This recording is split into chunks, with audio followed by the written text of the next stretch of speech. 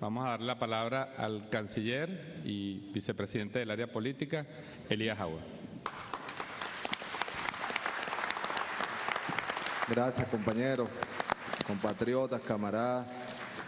En nombre del presidente de la República Bolivariana de Venezuela, compañero Nicolás Maduro, quiero dar la más cordial bienvenida a los invitados a este foro organizado por nuestro gobierno bolivariano y felicitarla a la ministra Delcy Rodríguez por esta iniciativa. En primer lugar, a nuestro compañero embajador Carlos Chepi, de la República Argentina en Venezuela, compañero diputado Jesús Farías, diputado de la Asamblea Nacional, al compañero intelectual Eric Toussaint de Bélgica, al compañero Juan Manuel Carr, politólogo, internacionalista y periodista argentino, al compañero Luis Bilbao, también es periodista especializado en política internacional y amigo como todos de esta casa, del comandante Hugo Chávez, del pueblo venezolano y ahora del compañero presidente Nicolás Maduro.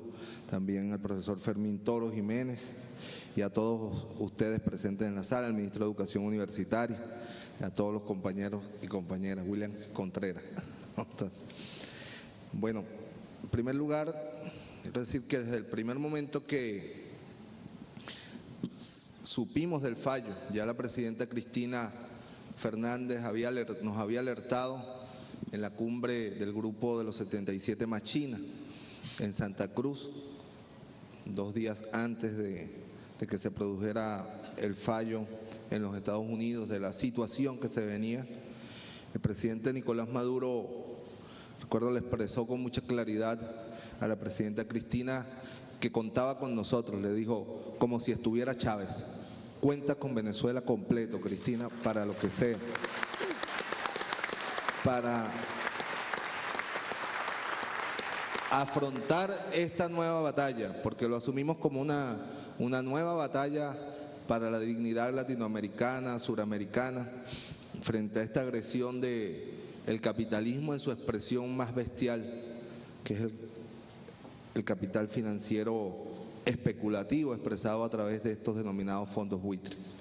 Y es que la solidaridad no solo no viene de estos tiempos, por eso cuando interveníamos en nombre de nuestro pueblo y nuestro gobierno en la OEA, no podíamos dejar de citar la carta del canciller argentino Luis María Drago del 29 de diciembre de 1902, cuando sobre nuestras costas, aquí en La Guaira, en Puerto Cabello, estaban los buques ingleses, alemanes, italianos, para invadir a Venezuela, para cobrarnos la deuda inmoral que las oligarquías habían contraído.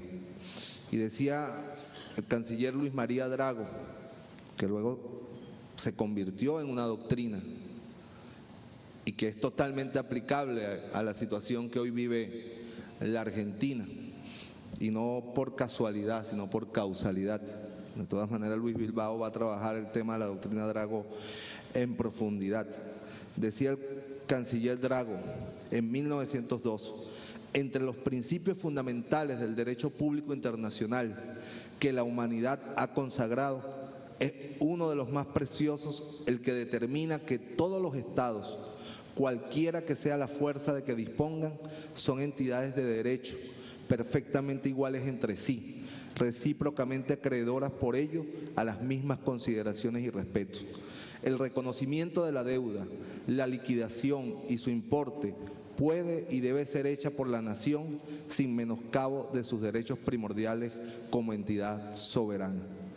Más adelante, ya para finalizar la carta, dice, siendo estos sentimientos de justicia, de lealtad y de honor los que animan al pueblo argentino y han inspirado en todo tiempo su política, su excelencia comprenderá que se haya sentido alarmado al saber que la falta de pago de los servicios de la deuda pública de Venezuela se indica como una de las causas determinantes del apresamiento de su flota, del bombardeo de uno de sus puertos y del bloqueo de guerra rigurosamente establecido para sus costas.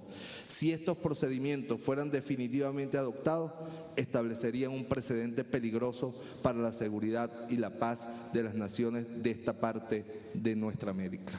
Por eso estamos aquí, embajador Chepi. siendo consecuentes con esta solidaridad que recibimos hace 112 años del pueblo argentino. Y hoy los buques y los destructores son los tribunales de los Estados Unidos de Norteamérica. El sistema judicial de Estados Unidos, que es independiente, dice el gobierno de los Estados Unidos, independiente del pueblo de los Estados Unidos, pero no independiente de los fondos buitres. Y esta historia que ustedes seguramente pues van a conocer en detalle demostrará cómo la justicia se coloca al servicio de estos intereses especulativos. Pero en el fondo, sin entrar en el tema económico, es el tema central de los derechos de un pueblo y del derecho internacional avasallados por quienes se creen con la capacidad de legislar más allá de su territorio, de fallar judicialmente más allá de su territorio. La decisión de la Corte Suprema de Estados Unidos de rechazar la apelación de la Argentina y sostener la demanda de los acreedores que no aceptaron integrar el acuerdo alcanzado con más del 92% de los bonistas excede a la cuestión particular del cumplimiento de una sentencia. En el centro del conflicto está la tensión entre hacer prevalecer el derecho de la propiedad apoyado en las prácticas especulativas que habilita el sistema financiero internacional y la obligación de los estados de garantizar los derechos económicos, sociales y culturales de la población.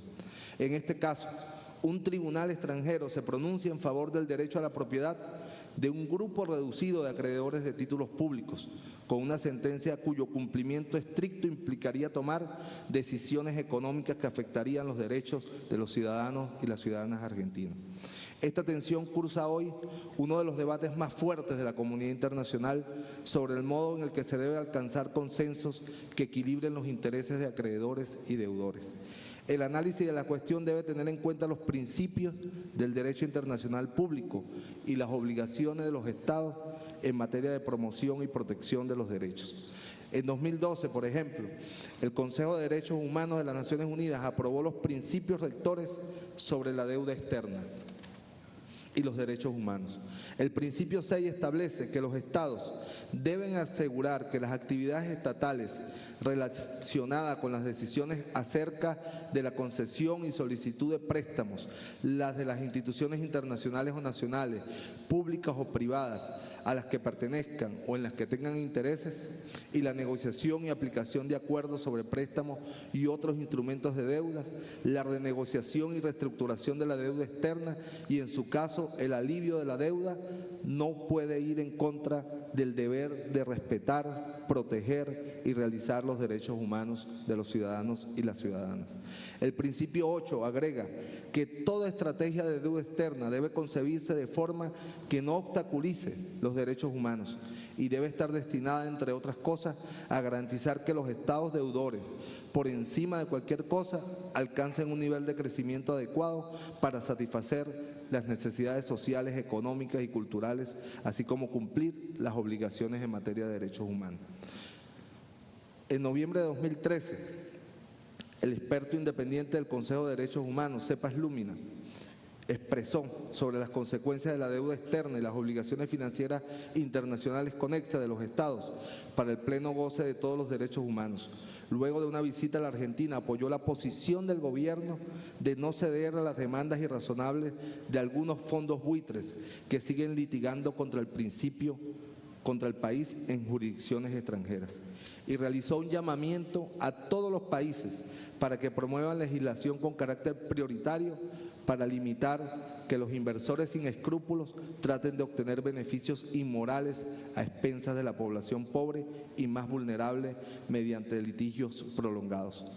El derecho internacional también establece principios acerca de mecanismos de resolución de conflictos internacionales a través del consenso para restringir las prácticas abusivas del capital financiero internacional. El artículo 2 del Pacto Internacional de los Derechos Civiles y Políticos, por ejemplo, establece que todos los pueblos pueden disponer libremente de sus riquezas y recursos naturales, sin perjuicio de las obligaciones que derivan de la cooperación económica internacional basada en el principio del beneficio recíproco, así como del derecho internacional. En ningún caso podrá privarse a un pueblo de sus propios medios de subsistencia. Y es lo que ha dicho con su valentía que la caracteriza a la presidenta Cristina Fernández.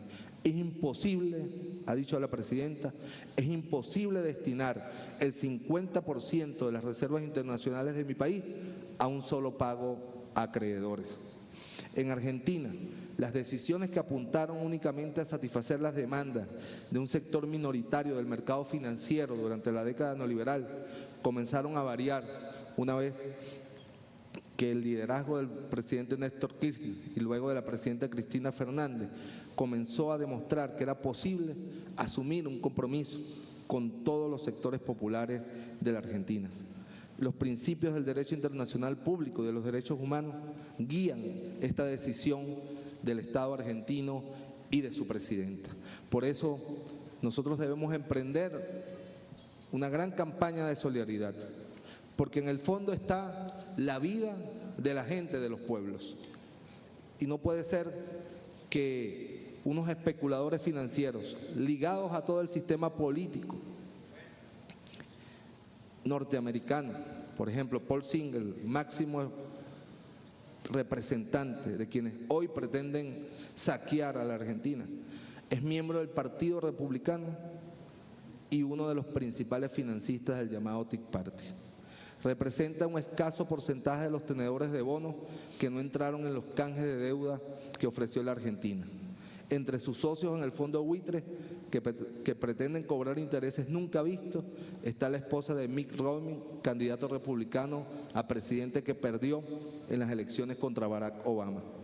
Singer también ha financiado las campañas de Rudy Giuliani, alcalde de Nueva York. Por eso, fallo independiente de los derechos internacionales, independiente del derecho internacional humanitario, independiente del pueblo norteamericano, pero no de los fondos buitres.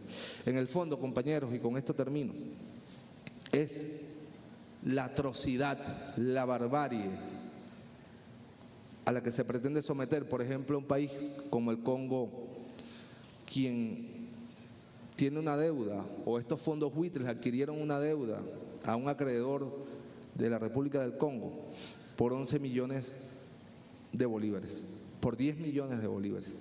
Hoy, estos mismos fondos que acosan a la Argentina pretenden cobrarle esa deuda por 400 millones de dólares, 10 millones de dólares, ahora pretenden cobrarle 400 millones de dólares.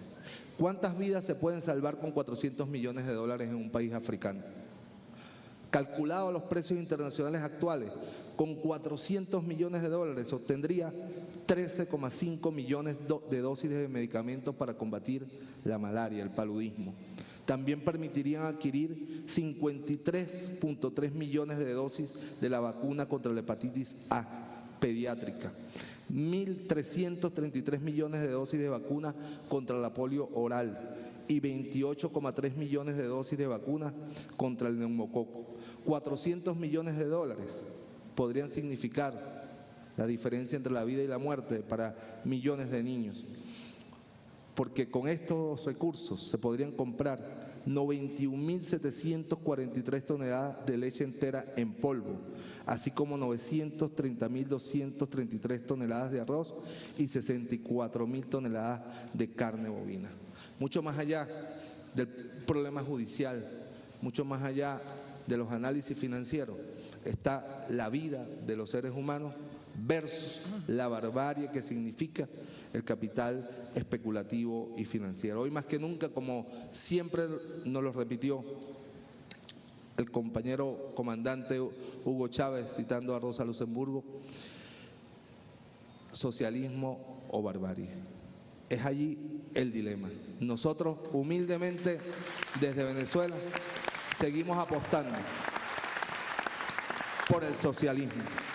El gobierno chavista y bolivariano del presidente Nicolás Maduro seguirá desde nuestra modesta experiencia apostando por el socialismo como única forma de la realización plena de la vida en el planeta Tierra.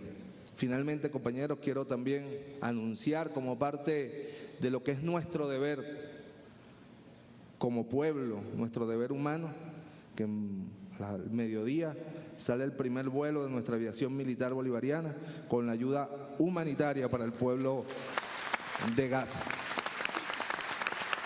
Contamos con la presencia en Venezuela del canciller del Estado palestino, Riyad Malki, a quien también aprovechamos para invitarlo. Mañana a las 4 de la tarde en la Plaza Bolívar habrá un acto de solidaridad con el pueblo palestino, con la presencia del canciller del heroico pueblo palestino, el canciller Malki. Allí los esperamos también en esta batalla inmensa por la causa humana. Es la lucha por la causa humana. Muchas gracias.